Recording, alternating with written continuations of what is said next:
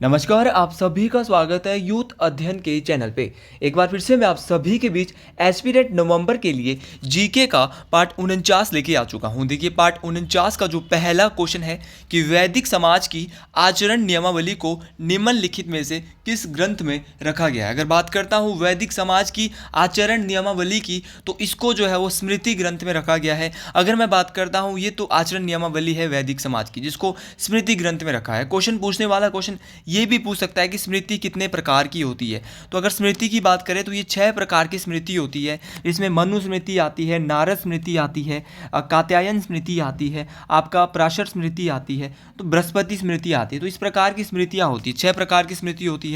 Option में वेद दिया है और वेदों से हमेशा क्वेश्चन आता है। वेदों की जो संख्या है, सीधा अगर आसान क्वेश्चन आएगा जो बच्चा बच्चा सही कर देगा तो आप बोलेंगे कि वेदों की जो संख्या है कितनी है, 4। 4 जो है वो वेदों की संख्या है। और चारों में सबसे पुराना जो वेद है, सबसे प्राचीनतम जो वेद है वो है ऋग्वेद। ऋग्वेद जो है वो सबसे प्राचीनतम वेद है। प्रश्न पूछने वाला प्रश्न ये भी पूछ लेता है कि ऋग्वेद में कितने मंडल है। क्वेश्चन पूछा गया है कि ऋग्वेद में मंडलों की संख्या, तो ऋग्वेद में जो है वो 10 मंडल है। और यहाँ पे अगर सूक्तों की बात करता हूँ मैं, तो 1028 सूक्त है ऋग्वेद में। इस बात को आपने याद रखना है। और ऋचाएँ भी देख लेते हैं ऋग्वेद की, तो ऋग्वेद में 10,462 ऋचाएँ है। यहाँ पे ऑप्शन में पुराण दिया है। अगर मैं पुराणों की बात करता हूँ वेदों में, और यहाँ पे देख लेते हैं, पुराण यहाँ पे 18 है। और उपनिषदों की संख्या कितनी, ये भी एग्जामिनर पूछ सकता है। तो उपनिषदों की संख्या 108 है। आपको हर एक क्वेश्चन के बारे में पता होना चाहिए। पुराणों की संख्या 18 है। आप अगर हिंदू धर्म से आते हैं तो आपको अपनी धर्म के बारे में सारी चीज़ें पता होनी चाहिए। उपनिषद जो है 108 है, पुराण 18 है, और वेदों की संख्या कितनी है, 4 है। इस बात को आपने याद रखना है। और ऋग्वेद के बारे में थोड़ा थोड़ा आपको बता दिया था। अगर मैं बात करता हूँ ऋग्वेद के उपवेद की, तो ऋग्वेद का उपवेद जो है वो आयुर्वेद है। इस बात को आपने याद रखना है। उसी प्रकार सामवेद, सामवेद जो है वो ऐसा वेद है जो भारतीय संगीत से संबंधित है। भारतीय संगीत के जो 7 स्वर है वो सामवेद से लिए गए हैं। इसीलिए इस वेद को, सामवेद को, भारतीय संगीत का जनक, याद रखना कि भारतीय संगीत का जनक किस वेद को कहा जाता है, तो वो सामवेद को कहा जाता है। यजुर्वेद जो यज्ञ आदि से संबंधित है, गद्य और पद्य दोनों विधाओं में ये वेद है। इस बात को आपने याद रखना है। और अर्थवेद जो है वो जादू टोने वशीकरण से संबंधित है और सबसे नया वेद है अर्थवेद। इस बात को आपने याद रखना है, मोस्ट इंपॉर्टेंट है। अगले क्वेश्चन की बात करते हैं। अगला क्वेश्चन भी मोस्ट इंपॉर्टेंट मुझे लग रहा है और परीक्षा में आने वाला क्वेश्चन। लेकिन उससे पहले मैं आपको ये बताना चाहता हूँ कि अगर आप अपना टेट क्लियर करना चाहते हो तो जल्दी से जल्दी जुड़िए हमारे हमसे, और हमसे लीजिए मॉक टेस्ट जो हमने बहुत ही अच्छे से प्रिपेयर किया है। नोट्स, मॉक टेस्ट, हर एक चीज़। ये नोट्स जो है सिर्फ 10 तारीख तक रहेंगे, उसके बाद इन नोट्स को बंद कर दिया जाएगा। तो जल्दी से जल्दी आप हमसे नोट्स परचेज करिए अगर आप भी अपना टेट क्लियर करना चाहते हो। मॉक टेस्ट आपको मिल सकता है बहुत जल्दी, जिसको आप 2 से 3 दिन में या 1 दिन में भी ख़त्म कर सकते हो। अगर आप 10 घंटे पढ़ रहे हो एक दिन में, तो इतना तो कोई पढ़ता भी नहीं है। अगर आप टेट के लिए 2 घंटा सुबह और 2 घंटे शाम को अभी भी पढ़ना शुरू कर दोगे मेरे नोट्स को, तो आराम से आपका टेट क्लियर हो जाएगा। कोई बड़ी बात नहीं है टेट क्लियर करना। यहाँ पे मैक्सिमम क्वेश्चन कैसे रहते हैं, पिछले साल से रिलेटेड क्वेश्चन रहते हैं। और मॉक टेस्ट मैंने ऐसा ही बनाया है, जिन जिन टॉपिकों से बार बार क्वेश्चन आ रहे हैं उन्हीं टॉपिकों को ज़्यादातर उठाया है। कम से कम मॉक टेस्ट के 150 तक पेज है वो, तो आपको बहुत अधिक फ़ायदा मिलने वाला है उन मॉक टेस्ट से। तो ज़रूर आप उनको भी ले सकते हैं, अवेल कर सकते हैं। महावीर का जन्म कब हुआ, तो महावीर के जन्म की बात करते हैं तो महावीर का जो जन्म हुआ था वो वैशाली में हुआ था। और वैशाली में कहाँ हुआ था, कुंडल ग्राम में। कब हुआ था, 599 ईसा पूर्व में। ये भी क्वेश्चन आया है। देखो, आपको ये भी पता होना चाहिए एग्जैक्ट डेट। तो 599 ईसा पूर्व में जो है वो इनका जन्म हुआ था, महावीर स्वामी का। महावीर स्वामी के बारे में अगर बात करता हूँ तो इनको जैन धर्म का वास्तविक संस्थापक क्या माना जाता है भैया, वास्तविक संस्थापक माना जाता है जैन धर्म का। और कौन से नंबर के तीर्थंकर थे ये, 24वें तीर्थंकर थे जैन धर्म के। इस बात को आपने याद रखना है। इनकी जो, अगर मैं मृत्यु की बात करता हूँ, इनकी मृत्यु हुई थी पावापुरी। कहाँ पे हुई थी इनकी मृत्यु, इनकी मृत्यु हुई थी पावापुरी में। इस बात को आपने याद रखना है, पावापुरी में इनकी मृत्यु हुई थी। इनके पिता का नाम सिद्धार्थ था। इनके जो पिता है उनका नाम क्या था, सिद्धार्थ। पिता का नाम सिद्धार्थ था और माता का जो नाम था वो था त्रिशला। माता का नाम त्रिशला था और पिता का नाम क्या था, सिद्धार्थ। इस बात को भी आपने याद रखना है। अगर मैं बात करता हूँ जैन धर्म के पहले तीर्थंकर कौन थे, तो अगर जैन धर्म के पहले तीर्थंकर की बात की जाए तो वो है ऋषभदेव। ऋषभदेव जो है वो जैन धर्म के पहले तीर्थंकर थे। इस बात को आपने याद रखना है, मोस्ट इंपॉर्टेंट ये बात है। और अगर यहाँ पे मैं बात करता हूँ, इनको जो है ऋषभदेव जो पहले तीर्थंकर थे जैन धर्म के, ये संस्थापक भी माने जाते हैं जैन धर्म के। वास्तविक बोलेगा तो महावीर स्वामी हैं, 24वें नंबर के तीर्थंकर थे, आखिर तीर्थंकर भी पूछा जा सकता है। और अगर मैं इनकी बात करता हूँ ऋषभ देव की, जो पहले थे, इनको आदिनाथ के नाम से भी जाना जाता था। तो जैन धर्म के ऐसे कौन से तीर्थंकर है जिनको आदिनाथ भी कहा जाता था, तो वो थे ऋषभ देव। उसी प्रकार क्वेश्चन पूछने वाला क्वेश्चन ये भी पूछ सकता है कि अगर आपको पता है तो आप ये बताइए 23वें तीर्थंकर कौन है। तो 23वें तीर्थंकर जो है वो जैन धर्म के वो थे पार्श्वनाथ। कौन थे भैया? पार्श्वनाथ। तो पार्श्वनाथ का नाम भी आपको याद रखना है, मोस्ट इंपॉर्टेंट है पार्श्वनाथ का नाम भी। अगला क्वेश्चन है यहाँ पे कि कौन सा स्थल सिंधु घाटी स्थल नहीं है। देखिए आलमगीरपुर एक सिंधु घाटी स्थल है, हाँ जी। लोथल भी है गुजरात में, कोशाम्बी नहीं है, बालाकोट भी है। तो ये सारी की सारी जगह जो है, जो हमने तीन बताए, आलमगीर, लोथल और बालाकोट, ये सिंधु घाटी सभ्यता के स्थल है। लेकिन कोशाम्बी जो है वो सिंधु घाटी सभ्यता का कोई भी स्थल नहीं है, क्योंकि हमने तो नहीं पढ़ा है। अगर मैं कोशाम्बी की बात करता हूँ तो ये वत्स महाजनपद की राजधानी थी, इस बात को आपने याद रखना है। और अगर आलमगीरपुर की बात करें, आलमगीरपुर की मैं बात करता हूँ, अगर आलमगीरपुर की बात की जाए तो ये यूपी में स्थित है। लोथल की बात की जाए, गुजरात में सिंधु घाटी सभ्यता का पतन का स्थल है लोथल, इस बात को आपने याद रखना है, मोस्ट इंपॉर्टेंट ये बात है। उसी प्रकार बालाकोट पाकिस्तान में है, इस बात को आपने याद रखना है। हड़प्पा भी पाकिस्तान में है। ज़्यादा यहाँ से डिस्कस नहीं करूँगा क्योंकि बहुत बार इसके बारे में बता चुका हूँ कि हड़प्पा की खोज 1921 में राय बहादुर दयाराम साहनी के द्वारा की गई थी, और ये रावी नदी के किनारे स्थित है हड़प्पा। मोहनजोदाड़ो 1922 में इसकी खोज की जाती है राखल दास बनर्जी के द्वारा। ये जो है वो ये भी पाकिस्तान में है, सिंधु नदी के किनारे स्थित है ये, और यहाँ पे कांसे की नर्तकी की मूर्ति भी मिली थी। और अगर मैं बात करता हूँ कालीबंगा, जिसका अर्थ है काले रंग की चूड़ियाँ, तो ये कहाँ पे, ये राजस्थान में स्थित है, इस बात को आपने याद रखना है, मोस्ट इंपॉर्टेंट ये बात है। अगले क्वेश्चन की यहाँ पे मैं बात करता हूँ कि किस मुगल शासक को निर्माताओं का राजकुमार कहा जाता है। तो ऐसे कौन से मुगल शासक है जिनको निर्माताओं का राजकुमार कहा जाता है? तो प्रिंस ऑफ विल्डर्स जो है वो भैया शाहजहाँ को कहा जाता है। अगर मैं मुगल बादशाहों की बात करता हूँ तो सबसे पहले बाबर आए थे, बाबर के बाद हुमायूं आए थे, हुमायूं के बाद अकबर आए थे, अकबर के बाद जहांगीर आए थे, फिर शाहजहाँ आए थे, फिर औरंगजेब आए थे। तो मुगल बादशाहों ने काफ़ी लंबा इनका कार्यकाल रहा था, इस बात को आपने याद रखना है। शाहजहाँ को निर्माताओं का राजकुमार कहा जाता है। क्यों कहा जाता है? क्योंकि शाहजहाँ ने एक तो मयूर सिंहासन, क्वेश्चन आ सकता है टेट परीक्षा में कि मयूर सिंहासन को किसके द्वारा बनाया गया। तो मयूर सिंहासन को जो है वो शाहजहाँ के द्वारा बनाया गया था। 1666 के आसपास जो है वो शाहजहाँ की जो है मृत्यु हो जाती है। ये भी क्वेश्चन आ सकता है परीक्षा में कि इनकी मृत्यु कब हुई थी। तो 1666 में इनकी मृत्यु हुई। मोती मस्जिद जो है वो आगरा में वो किसने बनवाई थी? ये भी शाहजहाँ ने बनवाई थी। जामा मस्जिद अगर मैं बात करता हूँ दिल्ली वाली, तो वो भी शाहजहाँ के द्वारा बनाई गई थी। क्वेश्चन पूछने वाला क्वेश्चन ये भी पूछ सकता है कि जो दिल्ली का लाल किला है, लाल किला है वो किसके द्वारा बनाया गया? तो दिल्ली का लाल किला भी शाहजहाँ के द्वारा बनाया गया। याद रखना 2007 में दिल्ली के लाल किले को यूनेस्को में जोड़ा गया। यूनेस्को की टोटल भारत में साइड अब 43 हो चुकी है। 43वें साइड में करंट अफेयर में अपनी वीडियो में बता चुका हूँ। अगर किसी ने नहीं देखी है तो वहाँ जाके मेरी वीडियो प्लेलिस्ट में जाके देख ले। करंट अफेयर की 3 वीडियो नवंबर के लिए भी आ चुकी है। और मोइज्जम जो असम में पड़ता है, इसको 43वीं यूनेस्को साइड भारत की बनाई गई है, इस बात को आपने याद रखना है। आगे बढ़ते हैं। एक शीश महल है, शीश महल का निर्माण भी शाहजहाँ ने ही करवाया था। इसके अलावा जहांगीर के बारे में थोड़ा देख लेते हैं, क्योंकि जहांगीर के बेटे आगे शाहजहाँ आए थे। जहांगीर ने बनाया था शालीमार बाग, निशांत बाग। तो शालीमार बाग किसके द्वारा बनाया गया था? श्रीनगर में जहांगीर के द्वारा। बेगम शाही मस्जिद लाहौर में, ये भी जहांगीर ने बनाई थी। जहांगीर महल जो कि ओरछा में है, ये भी अपने उनके द्वारा ही बनाया गया था। और सिकंदरा में इन्होंने बनाया अकबर का मकबरा।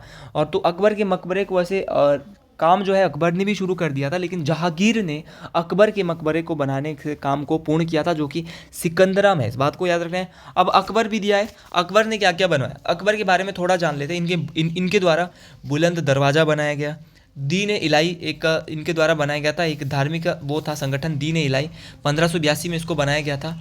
इसके अलावा इमारतें जो इनके द्वारा बनाई गई, आगरा में इनके द्वारा फतेहपुर सीकरी बनाया गया था, गुजरात विजय पे बुलंद दरवाज़ा बनाया गया, अजमेर किला इनके द्वारा बनाया गया, और लाहौर का किला भी अकबर के द्वारा ही बनाया गया। तो ये सारी चीज़ें अकबर ने बनाई। तो इस प्रकार इनके द्वारा कुछ ना कुछ बनाया गया, और टेट परीक्षाओं में यहाँ से एक ना एक क्वेश्चन जो है वो जरूर रहता है। अगला क्वेश्चन है बहुत ही इंपॉर्टेंट है। सुभाष चंद्र बोस ने जब भारतीय राष्ट्रीय कांग्रेस के अध्यक्ष पद से इस्तीफा दिया तो उनके स्थान पर कौन नियुक्त हुआ? देखिए, उनके स्थान पे नियुक्त हुए थे डॉक्टर राजेंद्र प्रसाद, जो कि भारत के प्रथम प्रधानमंत्री राष्ट्रपति है, और भारत के ऐसे राष्ट्रपति है जो दो बार राष्ट्रपति रहे हैं, डॉक्टर राजेंद्र प्रसाद जी। अगर मैं बात करता हूँ डॉक्टर राजेंद्र प्रसाद की, किस प्रकार ये पूरा सिनेरियो हुआ था। देखिए, कांग्रेस का 1939 में अधिवेशन होता है, त्रिपुरी अधिवेशन, और ये कांग्रेस का पहला अधिवेशन होता है जहाँ पर चुनाव होता है। क्वेश्चन ऐसे भी पूछा जा सकता है। तो कांग्रेस का पहला अधिवेशन जहाँ पे चुनाव हुआ वो था त्रिपुरी अधिवेशन, जो हुआ था 1939 में। इस बात को आपने याद रखना है, त्रिपुरी अधिवेशन, इसको मैं नाम देना चाहूँगा। इस अधिवेशन में क्या होता है, इस अधिवेशन में गांधी जी ने खड़ा कर दिया किसको? पट्टाभी सीतारमैया को। अब सुभाष चंद्र बोस जी 1938 में पहले अध्यक्ष बन गए थे, उन्होंने बोला कि मैं दोबारा भी मैं ही बनूंगा। किसने बोला? सुभाष चंद्र बोस ने। तो सुभाष चंद्र बोस जी ने लड़ा चुनाव किसके खिलाफ? पट्टाभी सीतारमैया के खिलाफ। तो पट्टाभी सीतारमैया जी इसमें हार गए और सुभाष चंद्र बोस जी जीत गए। तो सुभाष चंद्र बोस जी जब जीते तो गांधी जी वगैरह ने उनका जो है वो सपोर्ट नहीं किया उस समय, क्योंकि वो तो पट्टाभी सीतारमैया जी के साथ थे, वो तो उनको बनाना चाहते थे। तो सुभाष चंद्र बोस ने क्या सोचा, उन्होंने जो है वो फिर काम ठीक नहीं उनको लगा, तो उन्होंने जो है क्या दे दिया भैया? रेजिग्नेशन दे दिया, इस्तीफा दे दिया।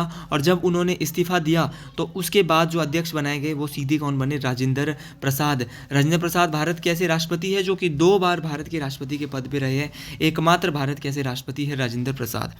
अगर मैं भारतीय राष्ट्रीय कांग्रेस की बात करता हूँ, यहाँ से टेट परीक्षाओं में बहुत अधिक क्वेश्चन आते हैं। कांग्रेस की जो स्थापना होती है वो होती है 28 दिसंबर 1885। दूसरी बात, कहाँ पे स्थापना होती? बम्बई में। पहला अधिवेशन भी कहाँ हुआ था? बम्बई में हुआ था। पहले अधिवेशन के अध्यक्ष थे WC बनर्जी। क्या याद रखोगे? WC बनर्जी पहले अध्यक्ष। व्योमेश चंद्र बनर्जी कांग्रेस के पहले अध्यक्ष थे और पहले अधिवेशन में 72 प्रतिनिधियों ने भाग लिया था। उसी प्रकार पहले मुस्लिम अध्यक्ष है बदरुद्दीन तैयब जी, ये नाम भी याद रखना है, बदरुद्दीन तैयब जी। उसी प्रकार इसके अलावा जो पहले अंग्रेज अध्यक्ष थे जॉर्ज यूल, क्या नाम था? पहले ईसाई अध्यक्ष, अंग्रेज अध्यक्ष कौन थे? जॉर्ज यूल थे। इस बात को भी आपने याद रखना है, मोस्ट इंपॉर्टेंट ये बात है। क्वेश्चन पूछने वाला क्वेश्चन आपसे ये भी पूछ सकता है कि कांग्रेस के किस अधिवेशन में सर्वप्रथम वंदे मातरम गाया गया? तो कांग्रेस का 12वां अधिवेशन 1896 में हुआ था, यहाँ पे वंदे मातरम गाया गया था। इस बात को आपने याद रखना है। 12वां अधिवेशन जो हुआ था 1896 में, और ये कहाँ पे हुआ था? कोलकाता। उसी प्रकार कांग्रेस का सूरत अधिवेशन हुआ था 1907 में, और इसी प्रकार 1911 में कांग्रेस का 27वां जो अधिवेशन होता है वो कोलकाता में होता है, और यहाँ पे गाया जाता है राष्ट्रीय गान, नेशनल एंथम, ये भी आपको याद रखना है। और 1916 में कांग्रेस का लखनऊ अधिवेशन जो कि 32वें नंबर का था। 1917 में कांग्रेस का कोलकाता अधिवेशन फिर हुआ था, जहां पे एनी बेसेंट को 33वें नंबर का अधिवेशन था, अध्यक्ष बनाया गया था। एनी बेसेंट कांग्रेस की पहली महिला अध्यक्ष थी। और गांधी जी भी 1924 में कांग्रेस का जो 40वां अधिवेशन होता है, जिसको बेलगांव अधिवेशन के नाम से जाना जाता है। थोड़ा मैंने ये पूरा सिनेरियो फास्ट बोला है, आप इसको स्लो प्लेबैक स्पीड में सुन ले, माफ़ी चाहूँगा मैं। तो 1924 में कांग्रेस का 40वां अधिवेशन हुआ था, इस क्वेश्चन को भी आपने याद रखना है, जिसमें गांधी जी को अध्यक्ष बनाया गया था। अगले क्वेश्चन की बात कर, बलबन की सर्वोच्च सीढ़ी क्या है? क्या थी? देखिए, बलबन के बारे में बात हो रही, क्वेश्चन आता है। तो अगर बलबन की बारे में बात करता हूं तो बलबन के द्वारा जो है वो शांति तथा सुरक्षा की स्थापना की गई थी। शांति तथा सुरक्षा की स्थापना बलबन के द्वारा की गई थी। और क्या क्या बलबन के द्वारा किया गया था जो परीक्षा में आ सकता है? देखो, यूथ अध्ययन चैनल पे वही क्वेश्चन उठाए जाते हैं जो परीक्षाओं में बनेंगे। ऐसे कोई क्वेश्चन नहीं उठाए जाते जो परीक्षाओं में नहीं बनेंगे। क्वेश्चन वो रहेंगे भैया यहाँ पे ऐसा स्मार्ट स्टडी हो रही है। अगर महादेव की कृपा रही तो सारे के सारे क्वेश्चन यहाँ से आने वाले, मैं अभी बता रहा हूँ। इसलिए आप एक एक वीडियो को देख मारे, छान मारे, क्योंकि क्वेश्चन तो भैया इसी में से बनने वाले हैं। तो बलबन के द्वारा जो है रक्त और लौह की नीति भी चलाई गई थी। रक्त और लौह की नीति जो है वो किसके द्वारा चलाई जाती है? तो ये भी बलबन के द्वारा चलाई जाती है। इल्तुतमिश के द्वारा, इल्तुतमिश का एक दास हुआ करता था बलबन, इस बात को आपने याद रखना है, ये भी आपको याद रखना है। और एक प्रथा थी सिजदा और पेबोस प्रथा। तो सिजदा और पेबोस प्रथा की शुरुआत, सिजदा और पेबोस दोनों प्रथाएं याद रखनी है। सिजदा और पेबोस प्रथा की शुरुआत जो है वो बलबन के द्वारा की गई थी। बलबन का एक सैन्य विभाग था, और इस सैन्य विभाग का जो नाम इसने रखा था वो रखा था दीवान ए अर्ज। क्या रखा था भैया? दीवान ए अर्ज। तो दीवान ए अर्ज जो है इसने अपनी इस सैन्य विभाग का नाम रखा था। और जो दीवान ए अर्ज का जो मुखिया होता था उसका नाम होता था आरिज ए मुमालिक। आरिज ए मुमालिक।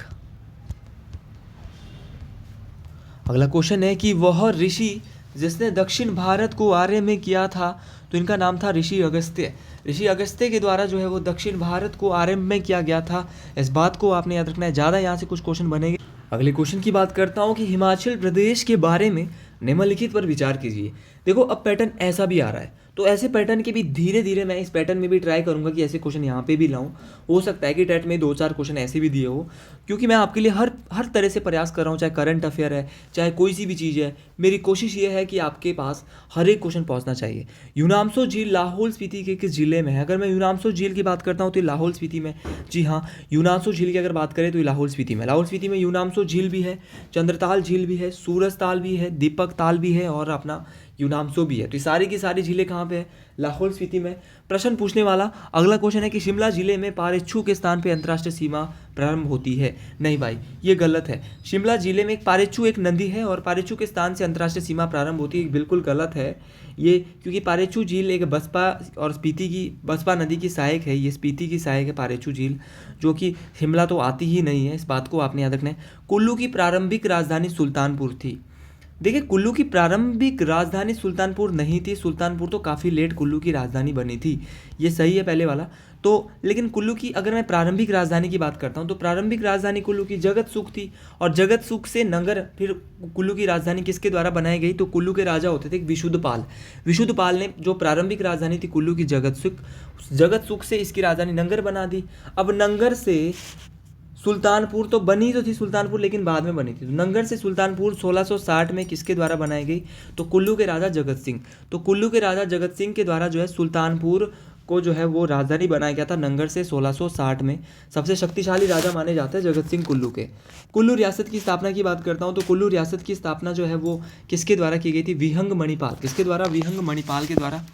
अगला क्वेश्चन, और यहाँ पे ऑप्शन डी था कि कुल्लू जिले की भुट्टी वीवर्स कोऑपरेटिव सोसाइटी के संस्थापक वेदराम ठाकुर थे। हाँ जी, ये सही है। जो वेदराम ठाकुर थे वो भैया क्या थे? Bhutti viewers of cooperative society के संस्थापक थे वेदराम ठाकुर। इस बात को आपने याद रखना है। तो ऑप्शन ए और ऑप्शन डी जो है बिल्कुल सही हो जाएगा। तो राइट आंसर जो हो जाएगा वो हो जाएगा ऑप्शन डी, चौथा और पहला बिल्कुल सही है। अगला क्वेश्चन यहाँ पे है कि निम्नलिखित में से कौन सी सतलुज की सहायक नदी है? सतलुज की सहायकों की बात हो रही है, तो स्पीति सतलुज की सहायक है, बसपा इसकी सहायक है, रोपा भी सहायक है सतलुज की। लेकिन यहाँ पे बोला था नहीं है, तो सोलांग इसकी सहायक नहीं है। तो सोलांग अगर इसकी सहायक नहीं है सतलुज की, तो भैया किसकी सहायक है? तो सोलांग जो है वो किसकी सहायक है? अगर मैं सोलांग की बात करता हूँ तो सोलांग जो है वो ब्यास की सहायक है। इस बात को आपने याद रखना है। सोलांग तो ब्यास की सहायक है। और कौन कौन सी जो है ब्यास की सहायक है? तो ब्यास की सहायक से पहले हम सतलुज की सहायक पर लेते हैं। सतलुज की सहायक 3 तो यहाँ पे दी है, स्पीति दी है, बसपा दिया है, रोपा दिया है। इसके अलावा कशांग हो गया, यूला हो गया, वेंगल हो गया, ये सारी की सारी जो है सतलुज की सहायक है। इस बात को आपने याद रखना है। और अगर मैं सोलांग की बात करता हूँ तो सोलांग जो है, देखिए अगर मैं ब्यास की सहायकों की बात करता हूँ तो सोलांग ब्यास की सहायक है, मनालसू ब्यास की सहायक है, फ्योजल ब्यास की सहायक है, पार्वती ब्यास की सहायक है, मलाना जो है वो पीन सहायक है, मलाना सहायक है। तो ये सारी की सारी कुल्लू में नदियाँ बहती है और ब्यास की सहायक है ये। और सतलुज की ही बात कर लेते हो। सतलुज हिमाचल प्रदेश की सबसे लंबी नदी है, 320 किलोमीटर ये एरिया में बहती है। इस बात को आपने याद रखना है, मोस्ट इंपॉर्टेंट ये बात है, परीक्षाओं में काम आने वाली बात है। अगला क्वेश्चन है कि हिमाचल प्रदेश के किस जिले में गाइडों की संख्या सबसे कम है? भाई गाइड सबसे कम कहाँ पे है? तो हमीरपुर में सबसे कम है, क्योंकि बाकी तो सारे टूरिस्ट प्लेस है। बिलासपुर भी घूमने के लिए है, लाहौल स्पीति भी है, किन्नौर भी है, तो हमीरपुर छोटा भी है, इसलिए वहाँ पे गाइडों की संख्या सबसे कम। इस क्वेश्चन से कुछ ज़्यादा नहीं सीखेंगे, लेकिन अगला क्वेश्चन इंपॉर्टेंट है कि वर्ष 2011 जनगणना के अनुसार हिमाचल प्रदेश के किस जिले में जनसंख्या घनत्व सबसे अधिक है? तो जनसंख्या घनत्व की बात हो रही है और सबसे अधिक की बात हो रही है, तो ये सबसे अधिक जो जनसंख्या घनत्व है वो कुल्लू जिले का है।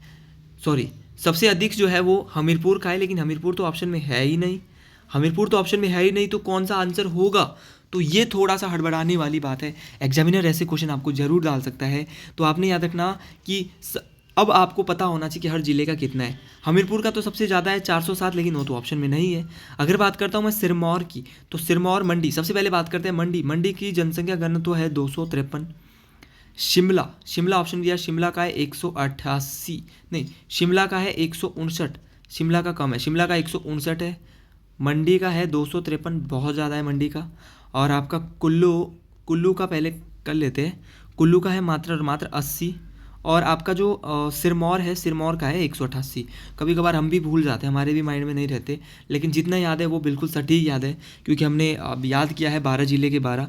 और हमीरपुर की अगर मैं बात करता हूँ तो हमीरपुर का जनसंख्या घनत्व तो सबसे ज़्यादा है, 407 है। और लाहौल स्पीति का कितना है, 2। और पूरे हिमाचल का कितना है, तो 123। पूरे हिमाचल का बहुत बार आता है, तो 123 है पूरे हिमाचल प्रदेश का। अगले क्वेश्चन की बात करते हैं कि निम्नलिखित में से हिमाचल प्रदेश विधानसभा की कौन सी महिला सदस्य मंत्रिपरिषद में मंत्री बनी। तो आशा कुमारी बिल्कुल नहीं बनी, सरला शर्मा, बिल्कुल हाँ जी, सरला शर्मा। क्योंकि बिप्लब ठाकुर भी बने थे, आशा कुमारी और अनीता वर्मा बने तो थे ये, लेकिन सरला शर्मा जो है वो सबसे पहले बनी थी। क्वेश्चन एग्जामिनर ने ये पूछा है, तो सबसे पहले बनी थी सरला शर्मा। और जब मैं सरला शर्मा के बारे में क्वेश्चन पेपर मैंने जब देखा और मैं पढ़ रहा था, तो एक कुटलेर विधानसभा क्षेत्र से ये जीत के आई थी। और 1972 में इनके द्वारा चुनाव लड़ा गया था। उस समय 7 महिला प्रत्याशी जो है वो खड़ी हुई थी, जिसमें से 4 को जीत मिली थी और बाकी 2 की जमानत जब्त हुई थी और हार भी गई थी इसमें काफ़ी महिलाएं। तो 3 महिलाएं हार गई थी और 2 महिलाएं जो है 4 महिलाएं जो जीत गई थी, और सरला शर्मा जी को सीधा मंत्रिपरिषद में जगह मिली। अगले क्वेश्चन की बात करते हैं कि हाटू माता का मंदिर हिमाचल प्रदेश के किस जिले में है। हाटू माता, भैया जो तो शिमला से हो तो आसानी से बता देंगे कि हाटू पीक और हाटू माता का मंदिर जो है वो शिमला में है।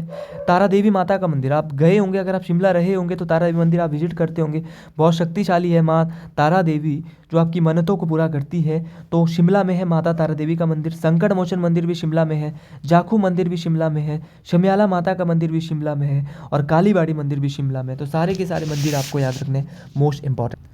परीक्षाओं में आपसे कोई सा भी मंदिर जो है वो परीक्षा में पूछा जा सकता है। और सिरमौर में रेणुका माता का मंदिर है, सिरमौर में रेणुका माता का मंदिर है। यहाँ पे अभी एक मेला लगने वाला है, और वो मेला कौन सा है, तो वो है रेणुका मेला। क्वेश्चन आता है कि रेणुका का मेला दिवाली के कितने दिन बाद, तो दिवाली के 10 दिन बाद रेणुका का मेला लगता है, जो कि एक अंतर्राष्ट्रीय स्तर का मेला है। रेणुका झील भी है और रेणुका में ही हिमाचल प्रदेश का गायत्री मंदिर। गायत्री मंदिर कहाँ पे है, तो गायत्री मंदिर जो है वो रेणुका में ही स्थित है, सिरमौर जिले में स्थित है। सिरमौर में ही, सिरमौर के नाहन में जगन्नाथ मंदिर है, इस बात को याद रखना, जगन्नाथ मंदिर सिरमौर की रेणुका में है, इस बात को आप याद रखें, मोस्ट इंपॉर्टेंट है। ज्वालामुखी मंदिर कहाँ पे, तो ज्वालामुखी मंदिर, ज्वालामुखी माता का मंदिर, बैजनाथ मंदिर, ये सारे के सारे जो है कहाँ पे, कांगड़ा में है, इस बात को आपने याद रखना है। और अगर मैं बात करता हूँ मंडी, मंडी में है भूतनाथ मंदिर, माहूनाग टेम्पल, जो कि मंडी के करसोग में है। ये सारे के सारे आप मंदिर आपको याद रखने हैं, बहुत बहुत इंपॉर्टेंट ये सारी की सारी चीज़ें हैं। तो अगर आपको वीडियो अच्छी लगी है तो अपने बीएड के दोस्तों तक ज़रूर शेयर करें, जो टेट की तैयारी कर रहे हैं उनके लिए बहुत ही हेल्पफुल कंटेंट है। ऐसा नहीं कि टेट के बच्चे ये जीके पढ़ सकते हैं, सभी लोगों के लिए ये जो मैं जीके यहाँ पे पढ़ा रहा हूँ वो बहुत ज़्यादा महत्वपूर्ण रहने वाला है, चाहे पुलिस का भी बच्चा है। अगर वीडियो अच्छी लगी है तो कमेंट बॉक्स में ज़रूर करें कमेंट। हर हर महादेव, जय हिंद, जय हिमाचल प्रदेश, जय माँ भगयाणी, हर हर महादेव।